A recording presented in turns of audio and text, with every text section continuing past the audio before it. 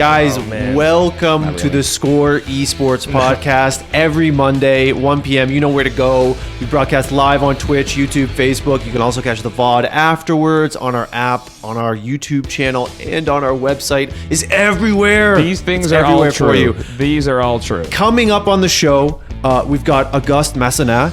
You may know him better as Semmler. Semmler's in the house! One of the premier voices of CSGO, caster, host, analyst extraordinaire. One of. You're not going to give him the gold medal for the... Sato and Moses would be mad at us, right? Because we already had them on, so it's like kind of dissing them, you know. Upper echelon, all on the upper echelon. No kidding, upper echelon. We're super excited to have him. We're going to talk all things frags and smokes and all that good stuff. Before we get started, how was your weekend, kids? Mine was good. Caught the Kiev major, even though there's DreamHack Austin. Some minor Dota 2 competition. Some minor, minor in comparison. Just a little $3 million here and there. So well, a little bit smaller. Was it good? It was really good. Yeah. I only really caught the grand finals. Okay. But they went to 5 games, which is always good. You always want that. I didn't watch a lot of Kiev. I did watch some of DreamHack though. A lot of StarCraft. I watched a lot of StarCraft. Really? Oh, interesting. I know. I was the only viewer, unfortunately. No. And I also caught some of the CS:GO. Caught the grand finals. Gambit kind of ran away with it. I don't know if you saw that one. I didn't. I saw the results of it, but. A little surprised that it was Gambit, but considering their run through the bracket, not too surprising. Yeah, I was happy for them. Like the first map was pretty good, actually. Like I think it was Train first, and it was razor sharp, like neck and neck for a while there. And there was a really sick comeback on Inferno, but at the end of the day, the scoreline didn't really look like much. You know, it kind of looked like a blowout, but it wasn't as bad as it looked. Are you guys over the big Dota upset that happened on Friday? You're not even going to touch it? It's kind of old. Which one, honestly? SG over Team Secret. Oh, yeah. Sorry, no, that is the big one. Come on. The thing is, like, Team Secret have finished last in the major before, so I mean, it's not like anything new necessarily, and this is more of a case of people sleeping on the Brazilian region as far as Dota goes, and that's on them. That's on them. I mean, and like, what was it, like 10 minutes after that happened, we had Double Lift coming back to TSM. That news broke, so it was kind of like out of my mind immediately. No, that was strategic. Riot could not allow Dota to have the spotlight for any amount of time. Huge upset. Guess what? We got news for you. Had to be strategic, man. They didn't wait till Friday end of day to report that. I guess so. I mean, you've got your conspiracy theories. I just think in esports, a lot of news happens on Friday. I've noticed that for some reason. I'm not sure why. It's like the opposite of the traditional news cycle, you know, where it's like a lot on Monday and it starts to wind down a little bit until Friday. But you know what, guys? We can probably talk a little bit more about DreamHack because we do have Semmler on the line with us. Ryan, you want to bring him in? Yeah, sure. How's it going? There he is, rings and all, man. We've got Semmler there. Can we hear you? Oh, test 1 2. Yeah, there he is. There we go. Ryan had you muted. Just wanted to look at your pretty face for a while. Yeah, just had to admire. Yeah. So, how you doing today, man? It's great, man. It's been actually a very relaxing weekend. It's been fantastic. So I've been able to just get into the spring weather that is finally coming into Stockholm. So there's been a lot of sitting on my balcony reading and listening to stuff and just all around relaxation. So I'd say it's a pretty damn fine 3-day weekend over here. A relaxing weekend for this man with all the esports on the go. Go ahead. He's even got he's rocking a beer there if I caught that correctly. This is when you know I'm relaxed, when I haven't been outside for a while. So you didn't happen to catch any I'm like, of the... am I gonna shave it? Nah, too much effort. Nah. Right on. I feel you. That's good. I'm on that tip myself. So you didn't happen to catch any of the games on the weekend then? No. Actually, I made a point of actually skipping DreamHack Austin. I wanted to kind of take a bit of a break from CS because for the next 3 weeks I'm going to be pretty deep into the game, into the talk, and I'm trying to set myself up for that rhythm. And so this weekend was really more about going to the movies, saw Guardians of the Galaxy 2, you know, just doing things that aren't work related. So I really tried to have a hard reset. I did look at the results. And I've got to say that I'm pretty shocked that G2 didn't make it to the finals at least, Yeah. considering I feel like they were the team, and more so that they were the team that really had something to prove here. I'm not shocked that Gambit win it, because Gambit are a team right now that are in that tier 2 that are dangerous at any point. And so you can never really count them out of anything, especially in a DreamHack Open where there isn't the elite. But when there is G2, like, that being said, with a talent that's on G2, I am a bit shocked to see that they didn't actually take the thing. So, Yeah. there we go. I mean, I was just gonna say, like, feels like Gambit's been due, you know. So I'm kind of like happy that they were really emotional afterwards. Like, I'm kind of happy they won. No, I'm glad you know? for them, actually, yeah. Now this, DreamHack, man, it's their stomping ground. DreamHack winner last year was when Hell they made yeah. their big debut, right? And another thing, like here we've got Semmler. I mean, we've talked about this before in terms of like burnout, too many events, stuff like that. And even this gentleman decides to take, a 3-day weekend to watch a movie and take a break from it all. So, Ed, I mean, on that note, is there too much out there, Semmler? Like, how do you choose? I don't. That's a bit of a complex question, just because I think it involves a lot of the personal as well as the professional. Because right now I'm kind of looking for a balance where I feel comfortable, because I've gone so hard for the past 3-4 years now that I'm reaching this point now, especially after the end of last year, where I'm starting to think like, okay, how much should I be putting into it? I'm starting to ask myself questions, like where am I in my head, and where am I in my life, and all that sort of jazz, right, in my career and everything like that. So it's this past like 2 months has been a very introspective period. Not to say that I'm not still staying on top of commentary, and for the most part staying on top of the game, barring certain weekends where I decide to take off. It's a lot of, I've just been doing a lot of thinking when it comes to the question of oversaturation. I mean, I think it's been pretty clear since the beginning that it's all about the leagues, unfortunately. And I know that that's actually a moneymaker for these tournament organizers, because it costs so little to run the production, so little in terms of versus when compared to a LAN event. That's where your margin is doing an online league. But the fact that you have multiple online leagues running simultaneously, showing the same teams, I think that's where you start to get that question of, well, I get to watch Virtus Pro 6 times this week, and in like 2 different leagues, and then maybe they're going to be at the LAN on the weekend as well. Yeah. It's just like, all right, come on. That's where I actually start to become a bit of a supporter of exclusivity for certain teams into certain leagues. And I tried to have that conversation a long time ago with the players, maybe 2 years ago with the players, when things really started to take off. And I was like, you guys really should just focus on like 1, maybe 2 leagues and leave it at that. And so you guys have time to just focus on your game and focus on what you need to do in the leagues, but also you're not overexposing yourselves either. But obviously that wasn't, some teams took it, some teams didn't. But I think it's still so important in CS and in esports as a whole to just burn as quick as you can while the getting's good. And that's so deeply ingrained in all esports players, anybody who works in the industry, right? You just got to go. You got to grind as fast as possible, right? That the idea of taking away leagues isn't exactly something that's going to appeal to the players, because that's a big source of income for them. Yeah, so similar on that note, like I heard you mention that I guess it's not, you're not making a choice based on, which teams are showing up or anything like that. You're just simply taking a weekend for yourself. Is that something along those lines? Absolutely. Yeah, and absolutely. And so you said you've done like a lot of thinking in the last little while to sort of come up with some sort of work-life balance. What brought that on? Like what happened in your life or at work that made you think, hey, I need a weekend to myself?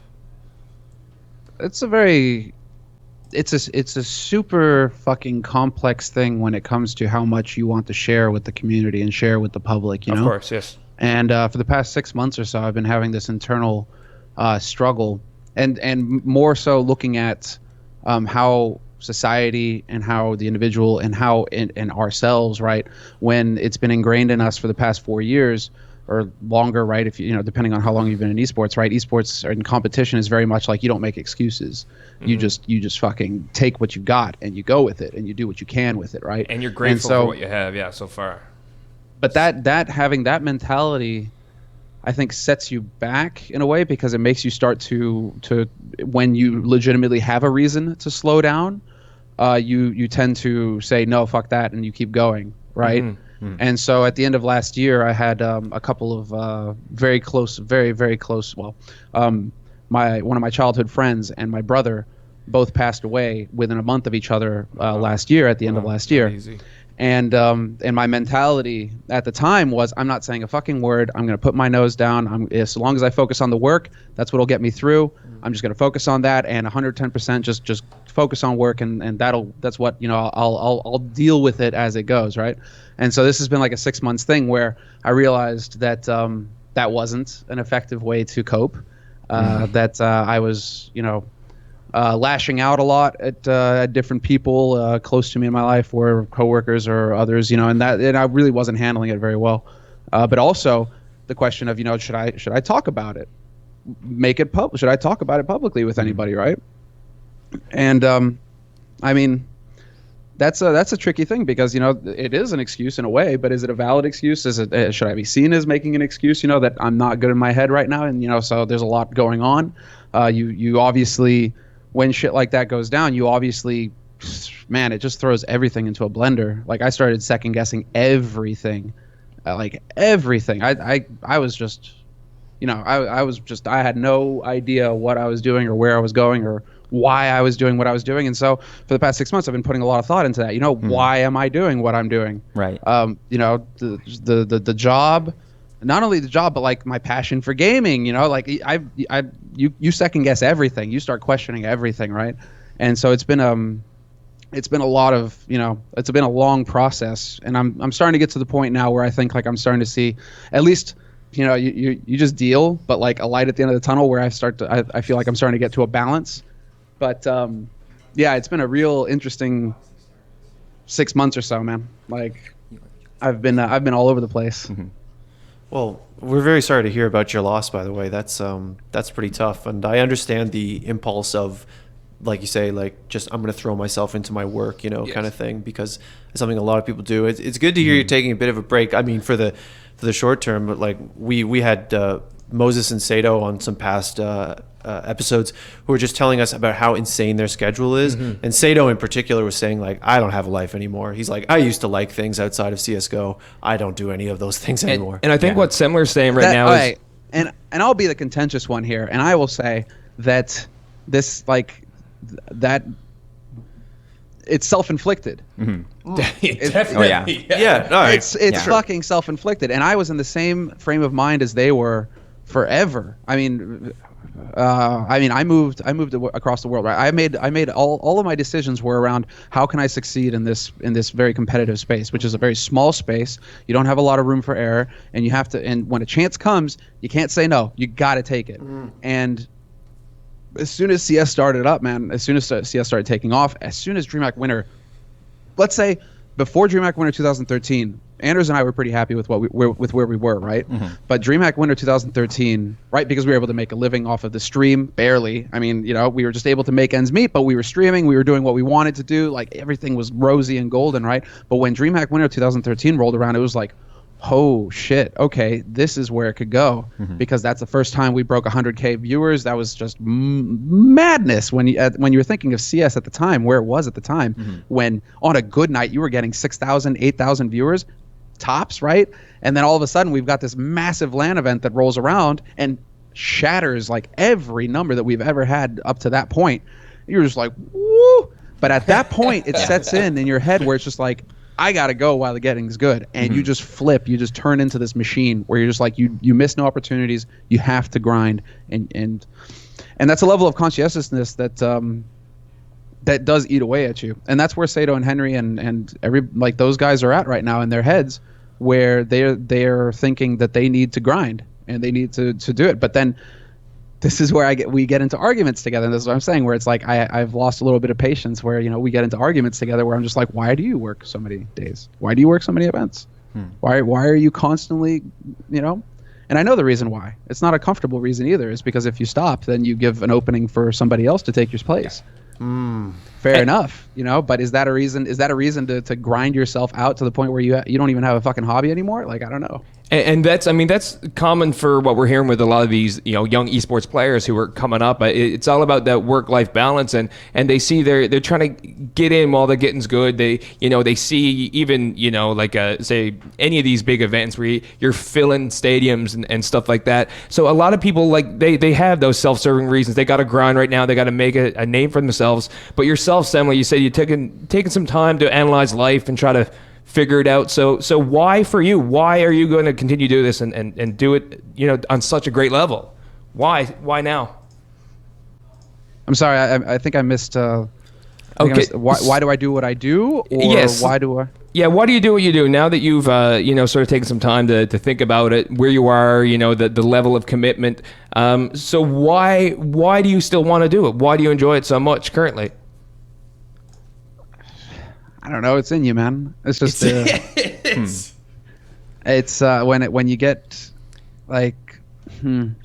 I mean, Anders will have the same story and the same saying. This is why we love each other, right, and get along so well, is because well, I mean, I don't know. I think it comes down to just anybody who finds something that they can, that they will just throw away everything else to do that thing, right?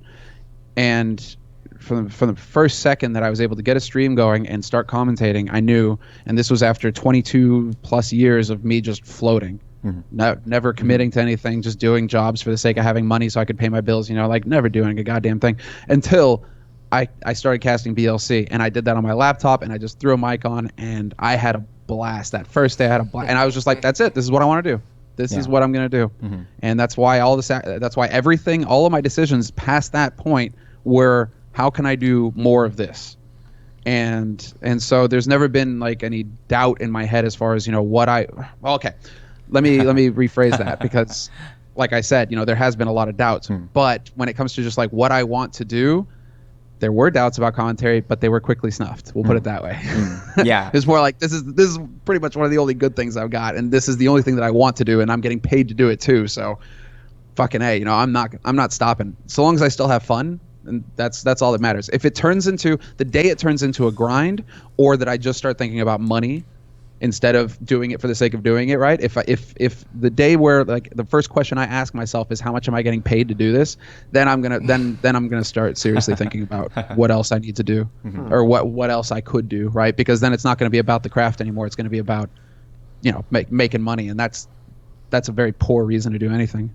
Fucking A, that's awesome. So he's a guy who had his nose to the grind, did the work, and now in retrospect, I mean, I guess you seem like you're loving it and you're doing it for all the right reasons. Yes, just to point out, this is a non-alcoholic beverage. Point out, I know it looks suspect. Oh, that's okay. Suspect. You're of age, I think. Life is good. Well, you were talking a little bit about that hard burn, and you're kind of burning the candle at both ends, if anything. You've talked a bit about the lows, but I think because of how hard you've been going at it, that hard burn, I think, and because the industry is kind of going that same way. Again, you were talking about what? DreamHack 2013, 100,000, breaking 100,000 viewers. 4 years later at the E-League Major, 1 million views, like literally 10 times a viewer count.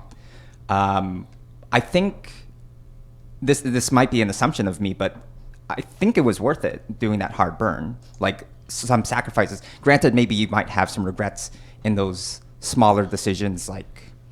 Yeah, you can't really have regrets, man. It's like you make the decisions that you make, and you just got to live with it. Like that's the thing. And like I said, everything that I was up until, let's say, until November last year, basically.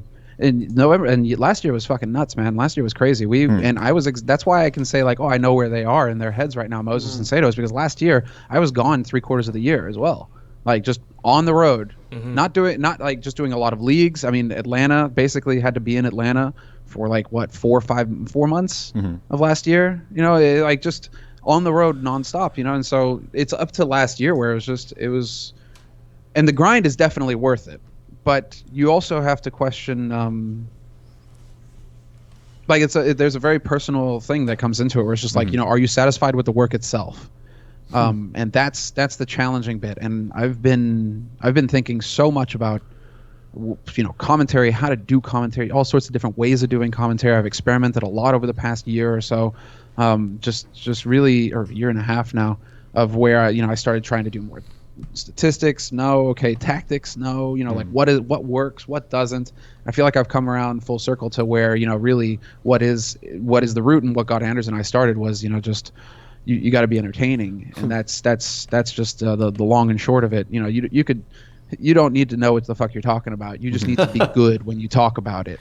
And if you know something, well, then that's just icing on the cake, right? But for a commentator, that's for any commentators out there that are aspiring to be commentators, I'll just tell you, so long as you're having fun, then everybody will have fun. Boys, and that gives me hope. You need to just make sure of that. Or at least that's what I tell commentators. I don't know, man. Yeah. Well, does that kind of tie into you being the host for GAMERZ? Is that sort of side project of yours? Okay, can you talk a little bit about that? For sure. Yeah, no, that's exactly what Anders and I have had many conversations. And everything is just like a natural. It just happens, and before you realize it, you're here, right? But you don't know how you got there, and then it's like a matter of retrospection, or in retrospect, right? Inspection, where you turn back and say, right, how did we get there? And each little step along the way, right? But we've been casting together for so long now. That we are like a married couple. I mean, I've had a relationship with Anders longer than I've had a relationship with my girlfriend. you share a few kisses we've here been dating and there. for 3+ years now. So I mean, it's like that's where we were. But we realized that back in the day, there was in group stages and even in brackets, we would cast with other people, and we would it would force us. It challenges you to get out of your comfort zone, to cast with somebody else, or to fill a different role, or in a broadcast, right? You're still in that core, that structure of host, analyst, interviewer, commentator, right? But for example, Anders and I, we hardly ever do analyst desks anymore. Well, we haven't done one since I don't know. And that wasn't on our side where we just said we don't want to do analyst desks anymore. It just kind of happened because you got the commentators as a pairs, and then the commentators are the commentators, and then you got the analysts, Moses, Yanko, Sponge, right? You got the analysts, and then the analysts do that, and then and it kind of just happened progressively. But we kind of look back and we're like, but doing those desks was actually pretty fun and challenging. That forced you to look at the game a different way, express yourself in a different way, and really express yourself, right? You had challenge, you had to argue your point, and it was and so we've realized that we kind of miss a little bit of that, right? Right. And so the GAMERZ project came around at the perfect timing. I was just like, holy shit, this is exactly what I'm looking for here, because they already had commentators. Red Eye and War Clown, right? They already had commentators. They're like, how would you want to be involved? I'm like, you have a host? Well, we don't have a host yet. And I was like, fine, sign me up. I want to host. I want to challenge myself again and try something different in a totally different format, because this is still there's going to be a little bit of script, but not much, but it's still, a reality show. We haven't done that before with very promising kids, actually. There's this 14-year-old Danish kid in the lineup who's everybody I'm talking to, including Ints, right? Guys who know CS. They're watching this guy. And he's like, dude, this guy's a beast. He's got some potential. He's 14 years old and he's the in-game leader. It's crazy shit like that, where it's just ooh, okay, this could be exciting. And so when GAMERZ came around, I was just like, yes, it's perfect. 18 days, I don't have anything going on in May. I'd have just sat here making YouTube videos. Instead, I can make YouTube videos and still challenge myself and do something different, right? So I was very excited when they came to me with the project. I was super pumped. Now, just to reorient here a little bit, we kind of came in through this back door. GAMERZ is a reality show that you're is a host, is that correct? And right. So I'm hosting this show. And so this show is basically they started with 1200. Basically you had to be FPL, basically high level CS online, but amateur, not pro. And so they started with 1200, and they had events at different at DreamHacks and stuff like that, and where they had you can come up, and if you had to compete with the others, and then there was a vetting process basically, and they've narrowed it down to 12. And now with the 12, it's going to be narrowed down to 5 over the span of these next 21 days or so, right? 21 days. We'll start with 12, and it's going to be like a mix between Big Brother and Survivor, I guess, right? Guys will get eliminated or rather replaced on the teams, because you can basically, if you're watching, you can say, hey, I think I'm good enough, and I didn't have the chance to show up. I didn't even know about it, right? But I think I'm good enough to play against these guys. You can send in an application. There's going to be there's a website where you can apply. You send in a demo or a video or whatever, basically showing what you're capable of, and then you can show up and you can be the guy who replaces the one of the players who's underperforming, right? He gets benched, and boom, we could have a new guy in. But the whole point is that by the end of it, we will have 5 players, and those 5 players will get a contract to play professionally, right? Or at least see if they can go pro. So I thought it was fun. I thought it was a fun idea, considering we're always talking about how, well, we haven't touched on this subject a lot. I think we basically talked it to death, but how, it's because of how tournament organizers shape our industry, in the sense that these leagues, they only want the best teams because those are the ones that draw the eyes. There's no money in doing anything else, and so everything always gets zeroed in on just the tier 1. And we've talked about, if you look at sports, you have high school sports, you have college sports, you got amateur, and then you got pro, and then blah blah blah. There's all sorts of tiers to it, right? So there's ways to get in. In esports, it's much more difficult. It's very much a who do you know sort of situation, or you could have just like the Royal Roader kind of story that comes along. This guy shows up out of nowhere and blows everybody away. Lecro at DreamHack Malmo last year, right? Guy got randomly found on FPL, showed up on LAN, did the same thing that he did on FPL. Everybody was like, oh, okay, now he's playing for Godsend, right? But that's super rare. And so I was thinking, right, this could be one of those ways, one of those stepping stones perhaps that allows for somebody, maybe one of these guys could get the chance to shine here, maybe go to LAN, shine there, and maybe then he gets into a team, right? But we wouldn't have found him if we didn't have, this format. So yeah, it's so if people want to catch this show, how and when and where can they do that? It's going to be all over the place, mate. It's YouTube, Twitch, I think Jinx, via Play or via Free, I think, which is the Viaplay free streaming service in Scandinavia, I believe. Yeah, there's a bunch of different outlets, but I mean, like, it's on. I'll be tweeting about it. There's going to be a bunch. I mean, there'll be a bunch of push, and if I'm not mistaken, I can't remember off the top of my head, but I do believe we have a website, GAMERZ.global. There we go, gamers.global. Yes, sir. So you guys can go and check it out there as well. Yeah, gamers.global. There we go, exactly. Now, I do have to ask, Semmler, about the name, Gamers with a Z. Z. What is the cool logo, though, story behind that name? So, to be fair, I mean, I wasn't involved. I see. Speculate together. He doesn't want to say how much he loves it. At this project at the end of a week and a half ago. I see. They've been going for a while. Okay. So yeah, this the whole thing. I mean, I'm just the host, guys. Don't look to me. But I mean, Gamers, I think it's pretty on the nose, isn't it? Just it's exactly what it is. And have some gaming in there. And things are cool with Z's, right? It's like XX at the beginning and end of your name. Yeah, exactly. Things are cool with Z's, and things are cool with all caps as well. That's extra cool. It's very esports. Yeah, let's say that it's very esports. But Semmler, in saying that, you're a guy who's come from the roots, like you said, streaming on your laptop way back in the day, doing casting. Now you see, young, possibly undiscovered talent that have a chance to come up, and you seem pretty excited about the opportunities that you have at like a LAN event and maybe go pro. Is part of the benevolence of this, like the doing something good for the CS:GO community, is that part of what drew you to Gamers? Yeah, absolutely. I mean, there's no beating around the bush here. These are guys who are coming in from TV. They saw a chance in CS, and they were like, one of them, Monir, is a fan of CS, and they're taking 10 plus years experience, 20, I think, more than 20. In Robert's case, who's the producer of the show. But basically, they're taking years and years and years of experience in TV, and they're like, right, now's maybe the time we can actually do it in esports. Let's go. And so, sure enough, they committed, right? They saw their chance, and they're going to take it, and they want to see if they can carry that over and take all that experience that they got in TV and bring it over here to esports, right? And so I'm hoping that, everybody's always asking for content, right? Like content, please, God, content help us. King.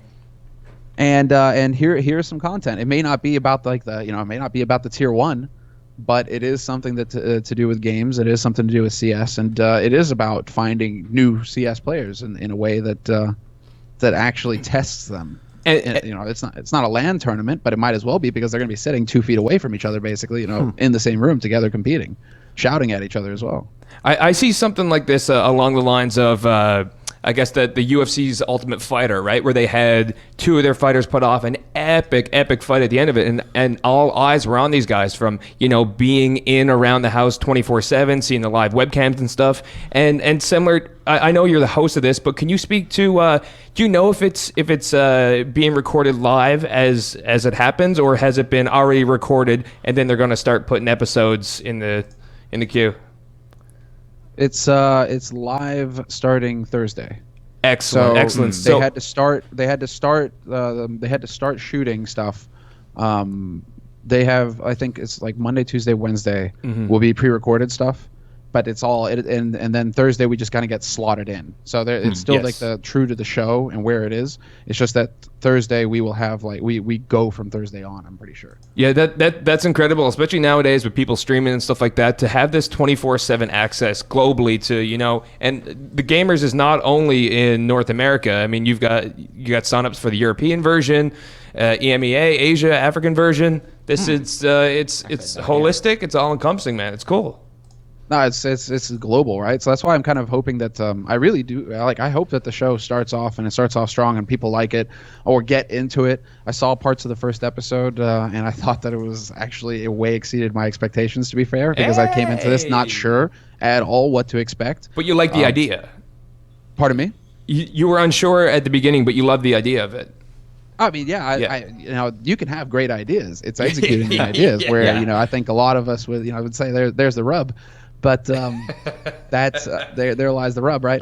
But these guys, I mean, I watched parts of the first episode and I was just like, the fuck? Like, you guys just shat all over everything we've done. I was like, what the fuck is this? Yeah. This is sick. Yeah. I was floored. And so, I just want people to give it a chance. It's different. It's different in the sense that we haven't had this kind of thing in CS or in esports, pretty much flat out, right? Apart from following the drama when Westerners would go to Korea for StarCraft 2 or something like that, right? Where they couldn't maybe get settled into the team house because of cultural differences or whatever, and like, oh shit, Idra.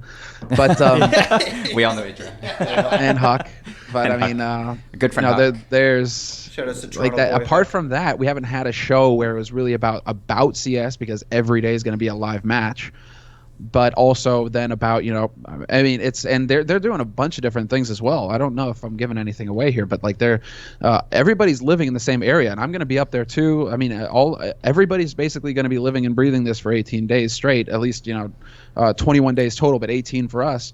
But there's going to be all sorts of like physical training exercises, meetings with professionals on on nutrition and physical fitness and mental like all sorts of different angles are going to come into it as well, where they're really trying to make like a, if you want to be a gamer but also be healthy, this is kind of like, or what gets you when it comes to like the physical side of things to get you to perform at at peak level in the game as well. And so they're really trying to spread it out and cover a bunch of topics with the show. It's not just going to be, we're going to watch these 10 guys on a server in a best of one. Who are they? We don't know. And why should we care? We don't know. And no, they're really Could you trying to cast in that cover. voice forever now? Please? Yes, Because that would be awesome. We don't know. We don't. Listen, they're popping smoke. They're popping smoke now, and then they're going to go down to the speakeasy and grab a whiskey. Hey.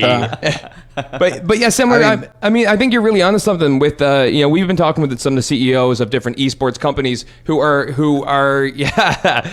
He's telling Dennis to jump in here doing the wave thing. Yeah, we've been talking with some CEOs and I guess club owners who want to show more personality, right? They want to show their esports guys besides just on those one-on-ones or during the in-game stuff. So if you can have personality in the drama that happens in the team house, I think it's going to be exceptional, and I'm looking forward to it. Look at the most successful brands in esports, period. Idra hardly won a damn thing. Yeah. But he was one of the most beloved people because you saw, he didn't give a shit. He just, he did what he wanted to do. He showed himself. And I think that's what attracts people is when you show, when you really, people can get the sense that you aren't bullshitting them, that this is who you are, right? That's where you get fans. That's when people really get behind you and want to know more. Look at the Stefano, right? I mean, it's just... And I'm making StarCraft 2 references because I was deeply invested in StarCraft 2 for a long time. Yeah. For a long time, up until Heroes of the Heart of the Swarm came out, and then I was just like, fuck you, Blizzard. They fucked everything up as far as I'm concerned. I was so distraught. Oh, that's funny. Legacy of the Void was that for me. You really? Yeah, you. Well, dude, I was like, we've already got Broodlords. Do we really not need another unit that's spawning shit indefinitely? Like, fuck off. Yeah. I can't keep up with the macro with the regular number of workers. When they doubled them, I was like, well, I guess I just can't play this game anymore. All right, to come back to what I like. The point that I'm trying to make is basically, man, it's a really interesting point because the different parties involved in esports see it differently, right? I mean, obviously you need your personality and you need your stars, but also people are going to want to watch the best CS, right? And so at the end of the day, when it comes to tournaments, it doesn't. If you have tier 2 teams there, you're not going to get as much viewership if you have your tier 1 teams, right? But when it comes to a team, obviously if you're winning, you do no wrong. But the true strength, and this is what all these teams are figuring out, is that it's all about brand building. And that's why Cloud9, why do you think Cloud9 never got rid of some of these guys, never made the moves? Because you got 3 of the biggest, you had 2, let's say Shroud and Nothing. I mean, yeah, they fought and they tried to do their best when it came to the game, but you're talking about 2 massive brands, personalities in the game. Virtus Pro, Pasha, has got something like 330,000 followers on Instagram right now. Like, it's massive. That right there for a team to say this is part of our social reach is it's unreal. That's a gold mine, right? So I mean, teams are very quickly picking up now on the fact that they need to be media houses and like even more so like agents. You know, before it was just like, well, you know, do well in the tournament, and then the brand gets exposed, and then also our sponsors, right? And that's good, right? You know, now they're really shifting into we need to create documentaries around our players. We need to try and show our players, like give them a way to show themselves to the community to make fans, and so that people can finally can understand. Oh, this guy just isn't that good at. I mean, he isn't just great at getting headshots. He's also, I don't know, into fitness, into pumping iron if you're Pasha, right? Or these other things, right? That's what the teams are really trying to look for right now, the angle, because when it just comes to exposure through tournament streams, I don't think that's where the longevity lies for these brands, for these teams. Yeah, and the other thing, like you make a fantastic point with that, but I think going back to the GAMERZ format as far as finding talent, I don't know if this is the same in CSGO, but in Dota, in-house leagues are so important as far as finding talent. Everyone looks at Sumail as kind of the golden child of the in-house leagues. Like, he wouldn't have been discovered if it wasn't for one of the in-house leagues in North America. But right. I don't know if Counter-Strike has that same kind of weight with ESEA, Rank S, and FPL. But I think GAMERZ kind of brings up the interesting topic of not only how to find talent, but also how to shape it. And I think given the wrapper of GAMERZ, just in the title and also in the fact that it's a reality TV show, it's almost kind of a bad word in this day and age, like reality TV. Oh, who kind of cares? But I think they kind of cover some really important topics, and I think it could be a really interesting learning experience as far as being a team owner, or getting into being a team owner, or starting a team even. Oh, dude, I mean, that to me is, I mean, it's still to this day a question for even tier 1 teams. How do you shape players? How do you? It's winning the lottery 10 times over to find a player like Taco, for example, who can suffer the slings and arrows of the community and even the other pros, and still be willing to put in the work and learn, and now has become one of the greatest. As far as I'm concerned, he's up there with Zipnix and the rest, right? That to me is I've always been personally, I'm always much more interested in the team and the players and how they work together and what their mindsets are and how the personalities can balance each other out. Okay, it's great you all can get headshots, cool, but how are you guys going to function together as a unit? And what does each one of those players need personally, right, to really hit that peak level? And so I think that's so much. I love talking to the coaches, for example. I love getting their insight on what works and what doesn't for each player, and what works and what doesn't for the team, and all that sort of stuff but that's all formation. That's all out of the server a lot of the time as well, where you're doing team building stuff. You're hell, now we're actually starting to see these sports psychologists really come to the fore here for these teams. Teams are starting to players are starting to realize it's another weapon that you can add to your arsenal. Just like nutrition, just like physical exercise, just like all these other elements that we're starting to see players really catch on to. It's just another thing. Like, so formation, man, is still a thing. A thing I think that the teams are trying to figure out. Like they still haven't put their fingers on it entirely on how to get the very, very best out of their players and what's the path to get there. Right. Well, changing topics a little bit and going back to you, did you happen to catch any of the CS Summit? Sure, yeah. Well, I mean, it broke my heart when Tarek was just like, "What do we do on cash?" Well, There's that voice again. we just play default. We found that that's the best, that's the easiest solution to get results. I'm just like, sweet mother of Jesus, like this is where we're at now. Like this is where we are. This is NA Dota or NA CS. Hey, you know what? I think It's CS:GO. It's CS:GO right now, where we've kind of come back around. It feels to a state of headshots.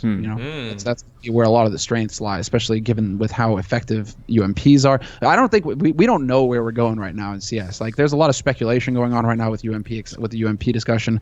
Pistol discussion is older than sin, but it still comes up because it's so important. I mean, it's like, do you want Olaf Meister running around with the Tech 9 again? And how what that did to the game. I mean, I feel like right now a lot of it is still going to be very much based off of your individual ability. That's where we are right now in CS. Look at Swag, for example. I mean, Swag is just unbelievably good. Best player in NA, basically. Guy hasn't competed for 2 years plus now. Comes in, and they're like, "Oh, so what did you do differently? Did you prepare for this event?" He's like, "Nah, I just kind of played like in rank S. It was fine." It's like, all right, bro. Get one of the highest ratings in the tournament and just basically, do your thing and play as if it was fucking matchmaking. Yeah. Let's go, boys. Let's go.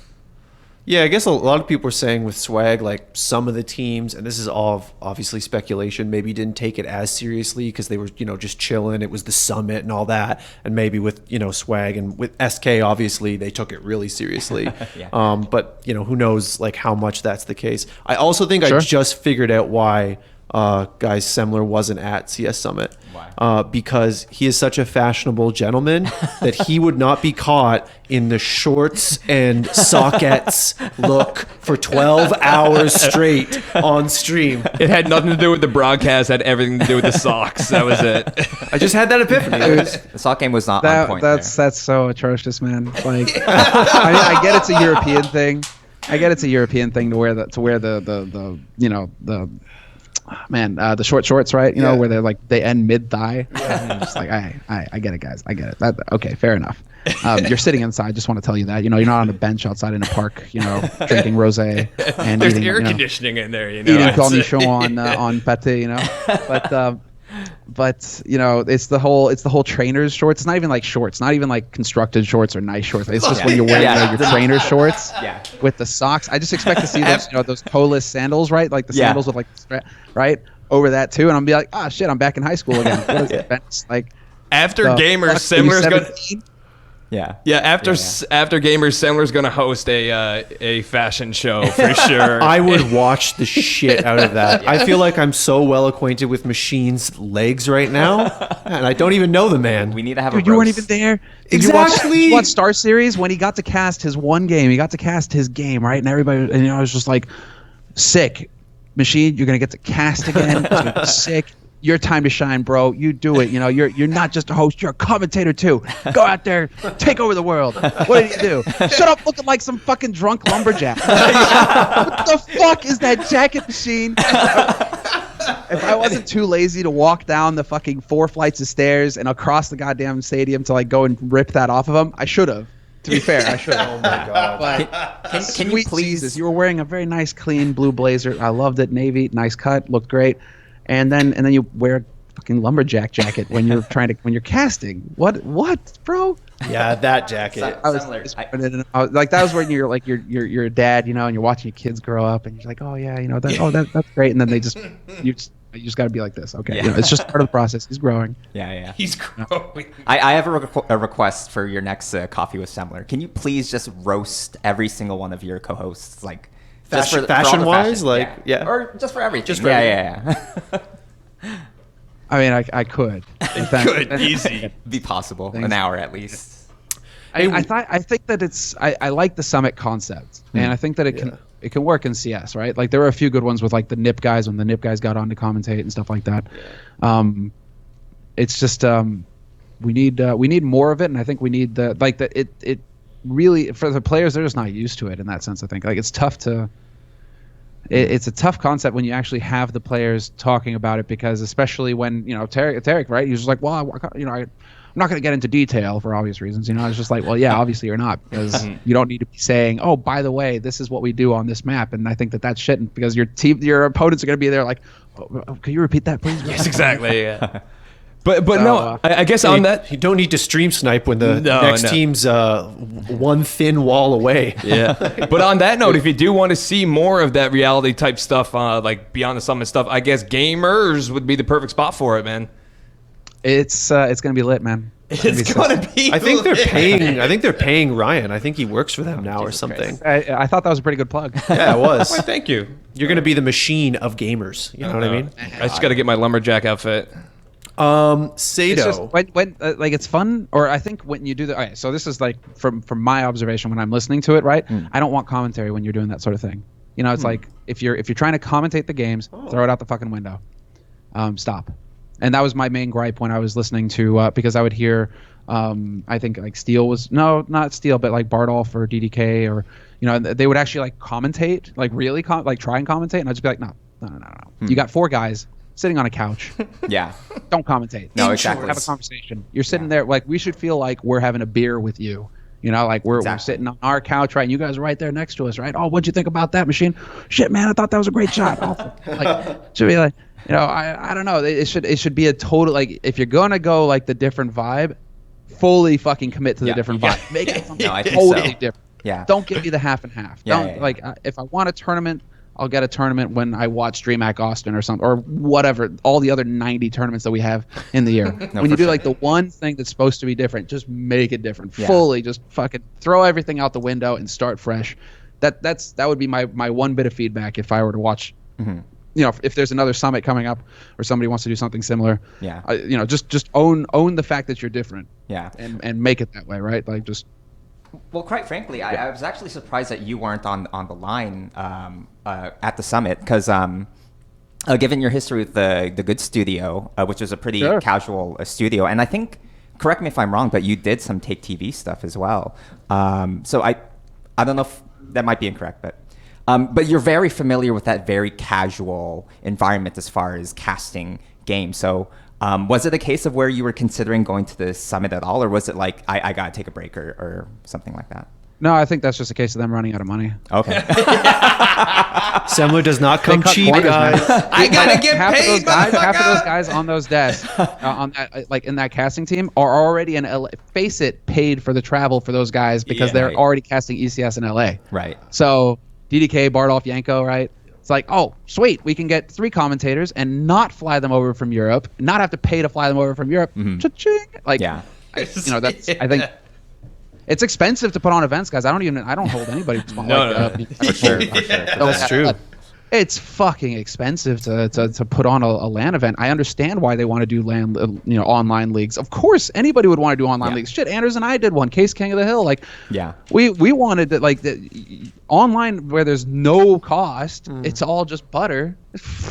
You do a LAN event. Jesus Christ. And Summit are obviously cutting corners. The fact that they're using their own house and all that sort of stuff. Like, okay, fair enough. I mean, that house is an office now. I think might as well be. But they're doing their thing. They're finding a way to mitigate, but it's still so expensive. There's so many factors to consider that just drain you dry so quickly when you're putting on an actual live event. That it's like if a TO is just like, well, we can't afford it. I'm just like, all right, there you go, right? Like you're not gonna. It's fine. It's fine. I actually have a better time just sitting playing, pub battlegrounds, matchmaking, watching the goddamn, watching the stream, anything. No doubt, man. No doubt. Semmler, we are running out of time here. So is there anything that you wanted to say, any shout outs you wanted to give before we let you go? Man, yeah, no, just thanks for having me, guys. Really appreciate it. It was actually quite nice. We've never done this before, but I hope we can do it again. For sure. I quite enjoyed myself. Well, I'm glad you said that. I was about to say the same thing. Yeah, no, for sure. And yeah, no, big thanks. I have to say big thanks to the big thanks to the community in CS:GO, because they were an eye opener. It's an interesting time, boys. It's an interesting time, but I gotta say big thanks to the community, to the guys who support me, the fans who send me messages. Really, really appreciate that, guys. You have no idea. Helps a lot. Even like one message on a day where you're feeling like really down, you're just like, fuck, nothing's really working. I'm not really happy with this. Blah blah blah. You get one message and it makes a massive difference to your day. So I really gotta say thanks everybody for your support, and I'll see you guys. Well, I'll see you guys at GAMERZ. And then you'll actually see me in like a legit tournament pretty soon too, so don't worry. I will say that I'm really digging the beard as well. The beard I'm a fan of. Good job. I don't know, man. I feel like it's whispered, that's why I never really grew it out. I dig it. This is my laziest. Well, guys, Semmler, once again, thank you so much for being on. I share your thoughts about coming on again. I hope you'll have time for us in the near future. Anytime, man. You just hit me up. I'll be there. Sick. Awesome. Best of luck with the GAMERZ. Take care, guys. Bye. Yeah. Well, that was a good conversation. I'm sorry we had to cut that off. That's like the 5th conversation in a row. I'm sorry we had to end the show. We can just let you stay here, Colin. You could just have your office right here. And I really wouldn't mind that. Can we get a beer from the keg? That. Yeah, let's definitely get a beer. Yeah, exactly. We don't drink beers. That would be good. That's what Beyond the Summit should be. Yeah. Exactly. The alcohol was light, I feel. Well, I mean, I went down there for Smash Summit, so I got completely ruined. Smashed, you might say? Did you get into a brawl? Was it a melee? You just had to do a pun, didn't you? I should take you off. Brother. Yeah, I've been getting away from the puns, but I gotta slip them in. Semmler brought up a really cool point about how every comment helps. Every little positive word, really means something to him, and he reads them all and that kind of stuff. And you know what? So do we. So, ladies and gentlemen, if you're listening to the show, send us a tweet, send us a Facebook message. We're all on Twitter individually, of course. theScore eSports. Get up in that live chat on Twitch and get up in there. Get up in there, man. Let us know what you think. Man. Good or bad, constructive criticism is always helpful. Until next time, I am Colin McNeil, not for Ryan Not me. I'm saying goodbye, everybody. And this time, Dennis Gonzalez. Hi. Saying GG. Check out GAMERZ, everybody. Check out GAMERZ. Starts today. How much are they paying you? Can I get some?